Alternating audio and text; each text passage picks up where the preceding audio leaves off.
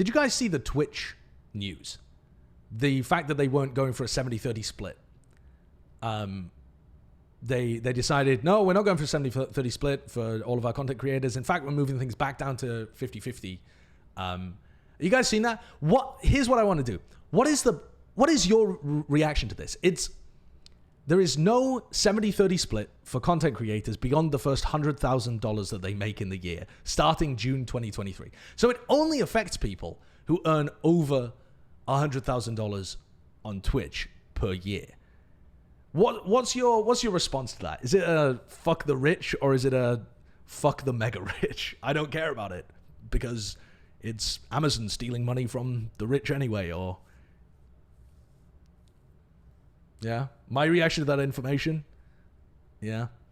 I mean, you do realize that it's literally Amazon taking the money away from the wealthy. I feel like a lot of people... Okay, and there's a difference between people who have an income, a six-figure income, and people who are wealthy enough to affect every facet of your life by political lobbying, by the companies that they're able to acquire, by the way that they're able to abuse their workers. There is a massive difference to me between a person who earns a six-figure salary and a corporation like Amazon.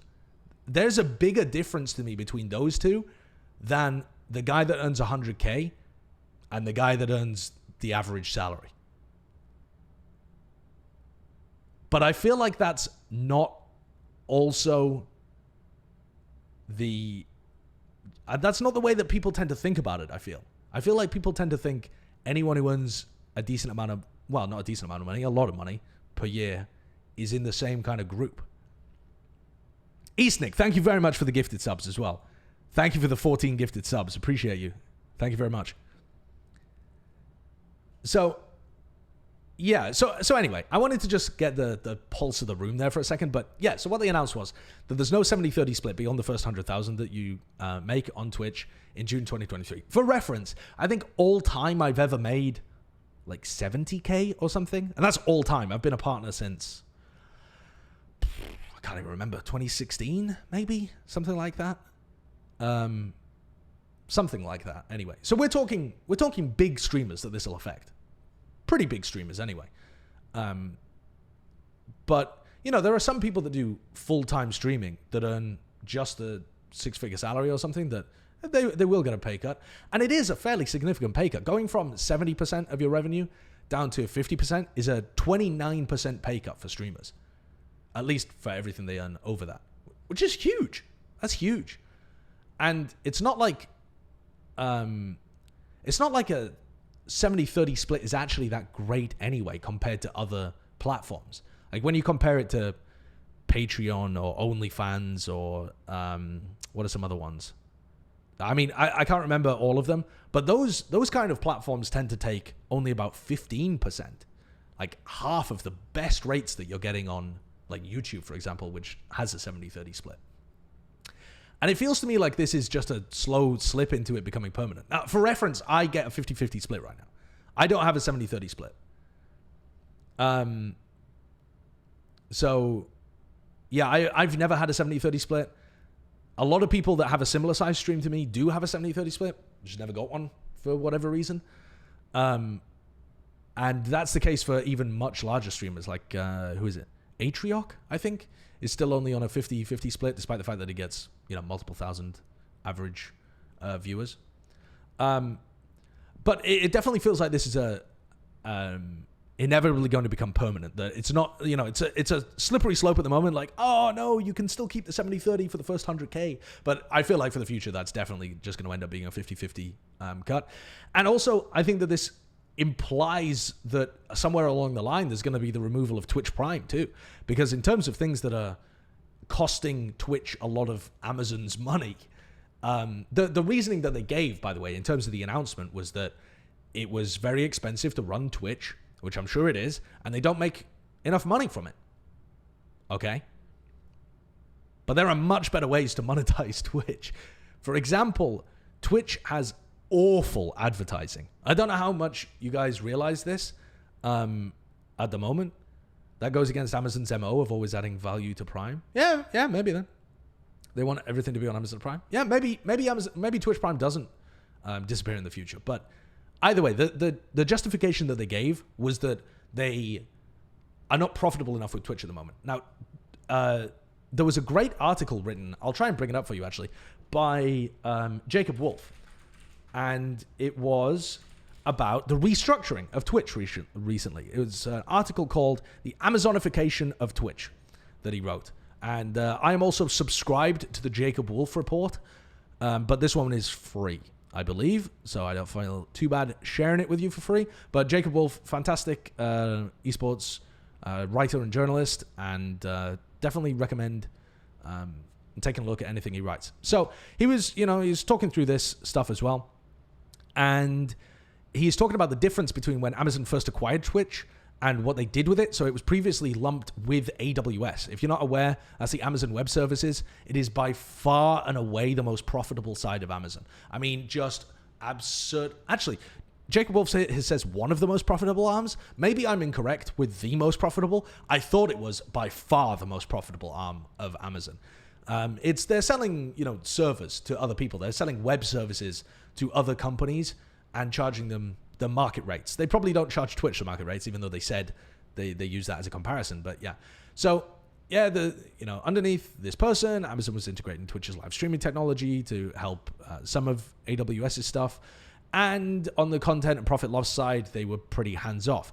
But then they have made a swap recently, and they've put everybody. So Jeff Blackburn returned to the company, and they've put everything kind of together into one big group. So now Prime Video, Audible, Wondery, Amazon Music, Amazon Game Studios, and Twitch live underneath the same umbrella. So Twitch isn't with the AWS side anymore. Twitch is lumped in with the media side of it. So, they've been making a lot of big media moves over the last years since the acquisition, and now have consolidated it together.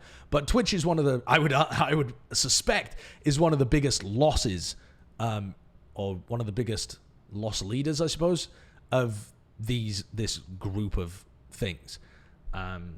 So Jacob Wolf is saying they've cut their spending down from 20% down to 5%, and they're not doing any more preferential deals for anybody. And yeah, here he talks about the Patreon stuff and the other uses. Now, the point of this that I wanted to bring up, though, is that the lack of profitability is what Twitch is ostensibly saying is the reason why you need to cut things down to 50-50. But there's much better ways of monetizing Twitch that they haven't done because it's much more difficult. And the biggest one is ad servicing. The ads on Twitch, don't know whether you realize as a Twitch user, they suck. They are awful. When you go to YouTube, for anybody that doesn't use AdBlock or doesn't have YouTube Premium, if you click on a video and you have to watch an advert, there's a set period of time before YouTube will serve you another advert, right? You click on a video, it serves you an ad. You can go and click on another video, and for somebody else, it might have sent them another advert. But for you, it realizes that you just watched an ad, so it doesn't give you that advert. It will actually keep track of your ad watching patterns and feed you ads on a more reasonable basis. And it also feeds you ads that are much more specific to you, be that location, demographic, your algorithm of the kind of things that you like to watch, these kind of things, which means that the companies, they can charge they can charge a lot more for the advertising because they are specific to the people. You pay a ton more for specific advertising than you do for generic advertising, And Twitch doesn't do that. Twitch doesn't collect very good demographic data. Twitch doesn't collect very good viewership data. Twitch doesn't track how many adverts you've seen. So that's why you click on fucking all of their streams and they just send you pre-roll after pre-roll of some garbage you've already watched that you've never indicated any interest in. It just is a terrible advertising service that means that they can't monetize it effectively. So that's why they go for the easier route, because it doesn't require large-scale engineering changes, where they increase the amount of adverts, because if they aren't able to charge very much per advert, they might as well give you more of them, And they cut the amount that the creators get, which is the amount that they get back. The creators are also the ones who are bringing all of that creator revenue, the sub revenue, into Twitch, by the way. You know, if Twitch didn't have the big creators, they'd lose out on a large amount of all of that subscription money as well. So it's somewhat strange that Twitch are going after, like, you could argue, the cash cow instead of trying to make their advertising into the cash cow.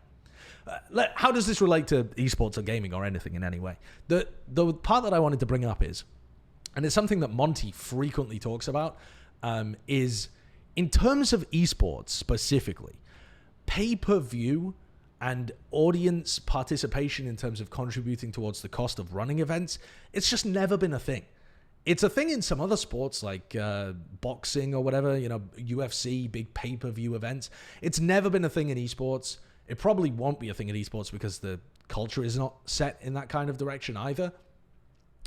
But it's weird, right? Because we consume all of our content for esports through Twitch, which is a platform where we very happily subscribe to individuals that we enjoy supporting. I sub to a bunch of people on Twitch. A bunch of people sub to me on Twitch as well. But I wouldn't apply that to a corporation. I don't think about that in the same way. It lacks that same human identity, even though the culture is already there. There is, in fact, a culture of subscribing to people, of giving money to creators on Twitch.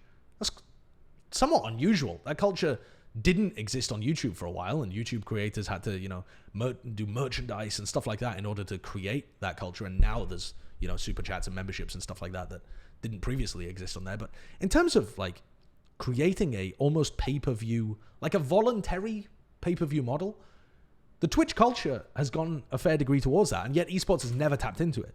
And Monty's point for years has been that that is one of the biggest problems, and it's a problem for the tournament organizers, but it's a problem that has been caused both by audiences not being willing to pay for better content and people for not putting that process in place at the beginning.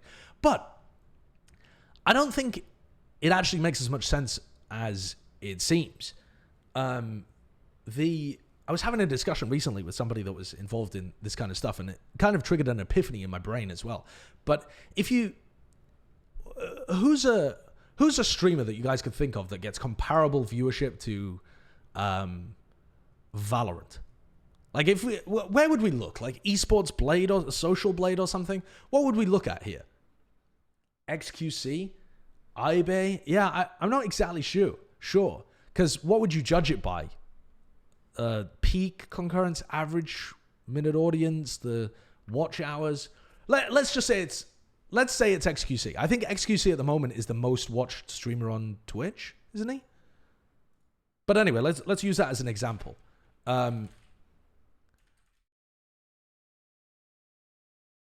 Let's use that as an example. So, how much revenue do you think XQC is able to earn a year through Twitch? So, according to that leak of all of the stuff that came out, so that was over was it essentially a 2-year span? Over a 2-year span, that is, the leak said, let me have a look.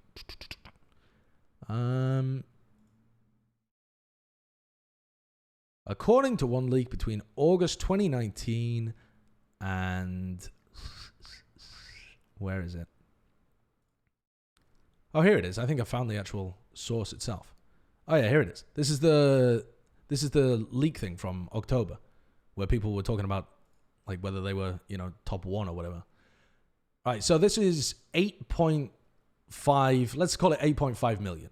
So whatever, let's say 8 million just for the sake of being easy to divide by 2, because it's over the course of 2 years. That's 4 million. No, we're not including sponsorships or anything like that. I'm talking literally in terms of audience monetization, right? This is audience monetization through Twitch that esports could potentially have access to or something. If you were able to monetize your audience to the same degree as XQC, and we're going to assume for the purposes of this extremely rough napkin mathematics that XQC and VCT or whatever would have similar viewership and stuff like that, you'd be looking at about 4 million a year, something towards that degree, in terms of what you'd be able to monetize your audience towards. But when you think about the amount of money that goes into these large-scale projects, that's actually not that much. I know that might sound absolutely bonkers, but for an individual, that's an absurd amount of money. That's an absurd amount of money. And yeah, that's payouts after Twitch has had their cut. But that would be the same thing if you decided to monetize through like Twitch, for example, for VCT. So I'm gonna use the same kind of comparisons. But if you were able to get the same amount of watch hours, and if you were able to monetize your audience to the same degree as a single person could, which I would argue you just simply couldn't fulfill that as a corporation. If you were, you're looking at like $4 million worth of revenue. But what you're able to sell via sponsorships can often be way more than that anyway. You're selling multiple sponsorships against the watch hours that are like that. You end up making more money than you do from the audience revenue anyway. So I don't think it makes too much sense pursuing the pay-per-view kind of thing. What has been the big cash cow for these partnership leagues before are the broadcast rights. Those are the main revenue streams for franchise leagues, broadcast rights. Of course, Twitch themselves famously signed what they called their worst deal ever with Overwatch League, which was like I think it was a 90 million 2-year deal, right? 90 mil 2-year deal that also had bonuses attached on top, so it ended up being like over 100 mil, something like that. So, I mean, compare the figures involved there, right? You got 100 mil broadcast rights versus 4 mil revenue that you're able to get from your audience. It's not even worth the effort. It's not even worth the effort of trying to create good pay-per-view content. I mean, maybe somebody's going to be able to figure it out, but the numbers don't seem to indicate that it would be worthwhile putting a lot of time, energy, resources, money into solving a situation like that. And Drew put something interesting in the chat just now as well, where he was saying Riot has an entire engineering and product team working on viewer experience. They have a lot of job postings. I think they're going to bring some kind of premium experience in-house, which that would be really interesting. I'd be all for it, but it just doesn't seem, when you look at how the scale matches up, like it would be a big game changer at all, which I had always kind of assumed, and Monty has talked about it a long time, and there's somebody I really respect in that space, that it would be, but it just doesn't seem like it would be. League of Legends as well, they had broadcast rights that they sold. I think they just sold the Chinese broadcast rights or something for an absurd amount of money. Can't exactly remember what that was because I can't remember long figures off the top of my head. But let's think about this, because what does it mean when you sell broadcast rights? What that means is you're selling the rights for a media distribution network, whether it's television, Twitch, YouTube, whatever. They're media distribution networks.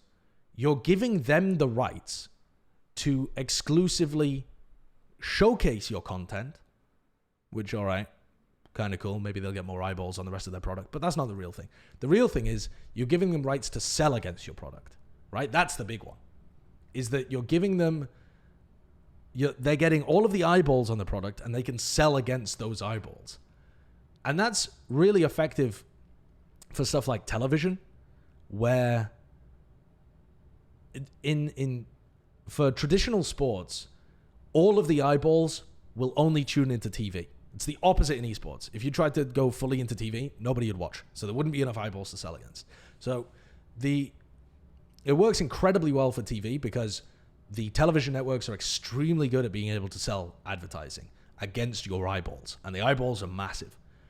But it doesn't really work well for Twitch because, as we discussed earlier, their advertising system, which they seem to show no signs of improving because instead they're cutting content creator pay to increase their profitability. So this is how I'm winding it all in together.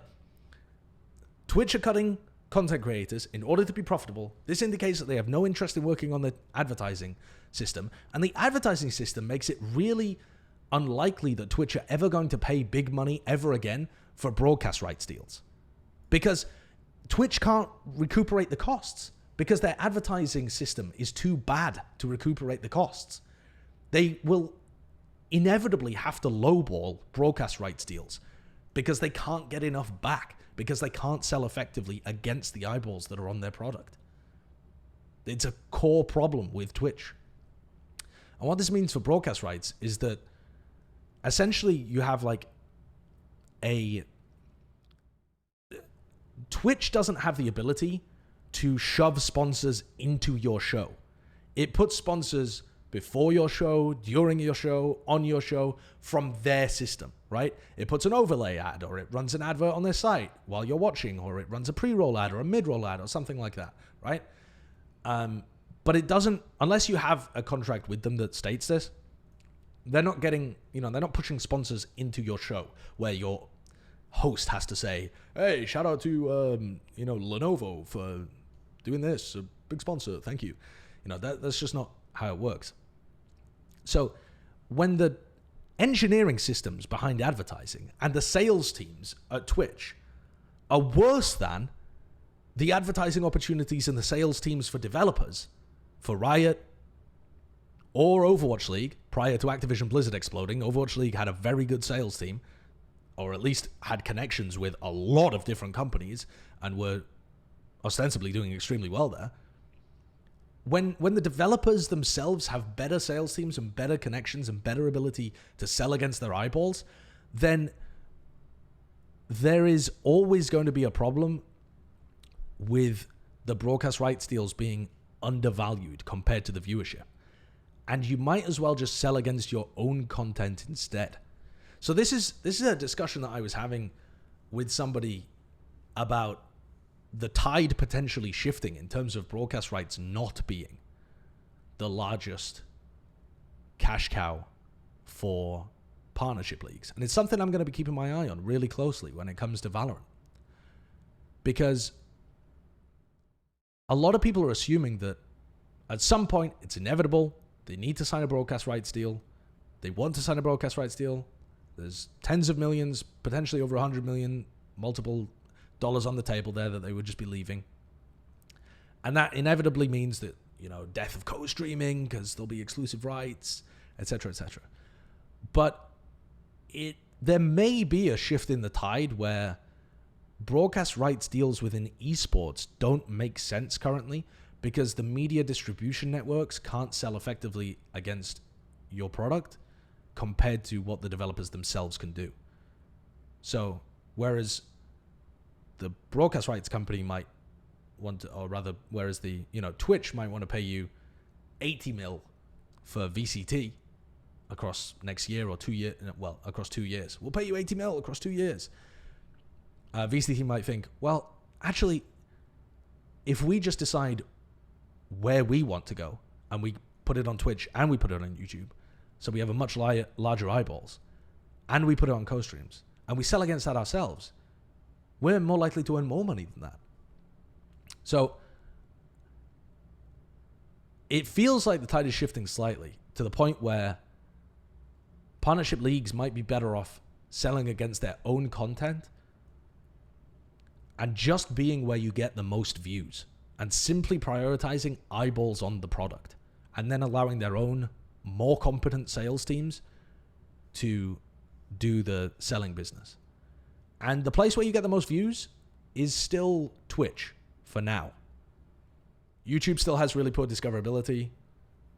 Twitch still has a massive market share in the live gaming product.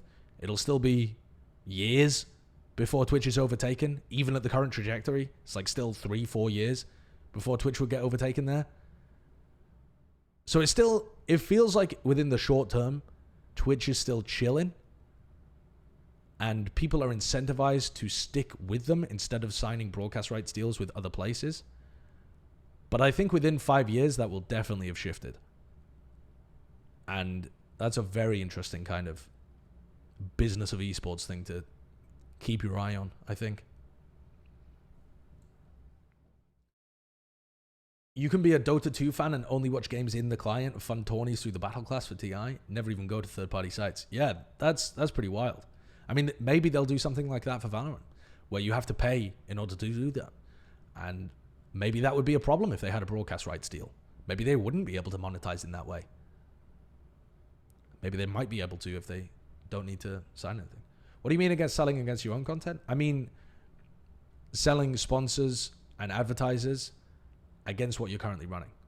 So instead of using a middleman, which would be like a TV network to sell all of those advertisers, you know, when you have TV, you have a like 5-minute break every, 20 minutes or something? It's been forever since I watched television. You have a 5-minute break every half an hour, let's say, and the television companies recoup a huge, or not even recoup, make huge amounts of money off those advertising slots. And essentially, you would just be doing that yourself. Instead of relying on other media distribution networks to do it for you, you'd be going out to companies proactively and selling against your own content. Hey, we'll run your advert in this slot at this time.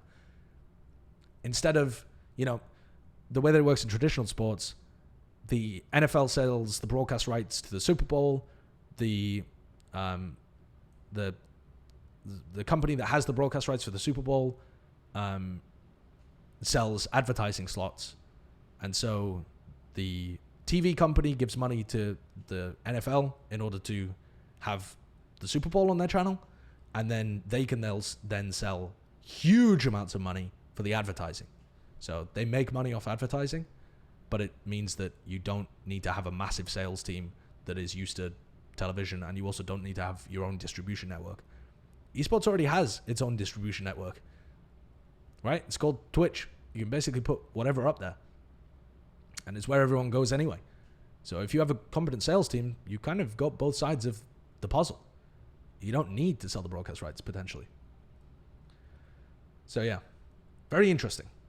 Very interesting.